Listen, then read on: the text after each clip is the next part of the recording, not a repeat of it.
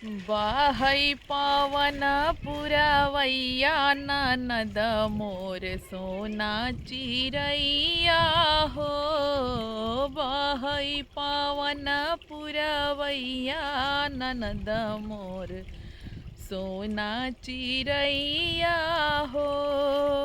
अपना ननद जी के हार बनवाइब, अपना ननद जी के हार बनवाइब।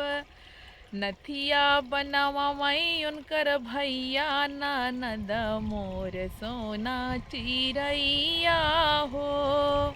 नथिया बनवाई उनकर भैया ननद मोर सोना चिरैया हो।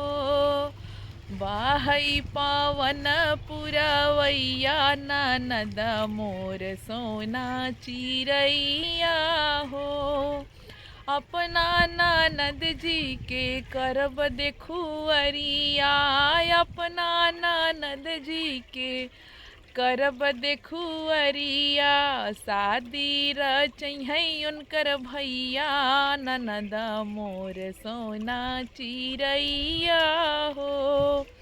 शादी रचै उनकर भैया ननद मोर सोना चिरैया हो।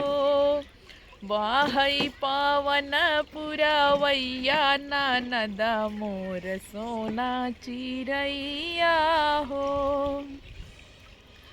अपना ननद जी के साड़ी मंगवाइब, अपना ननद जी के पियरी मंगाइब।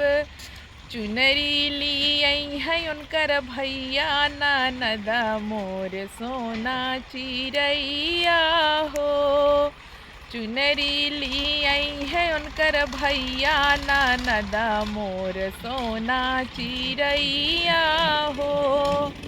बाहै पावन पुरवैया ननद मोर सोना चिरैया हो।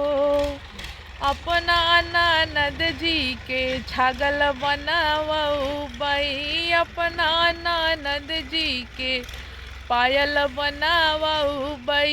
घुंघरू लगवै है उनकर भैया ननद मोर सोना चिरैया हो।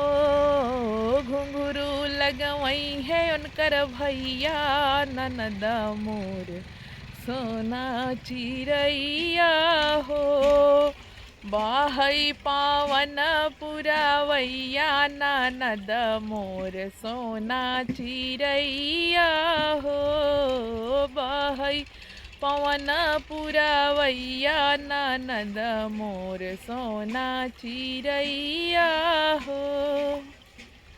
दोस्तों, गीत हमारा कैसा लगा आप लोग ज़रूर कमेंट में बताना। और अगर चैनल पे नए हैं तो चैनल को प्लीज़ सब्सक्राइब कर लीजिएगा। फिर मिलते हैं अगले वीडियो में अगले गीत के साथ। आज का गीत हमारा कैसा लगा ज़रूर बताइएगा। ठीक है, बाय।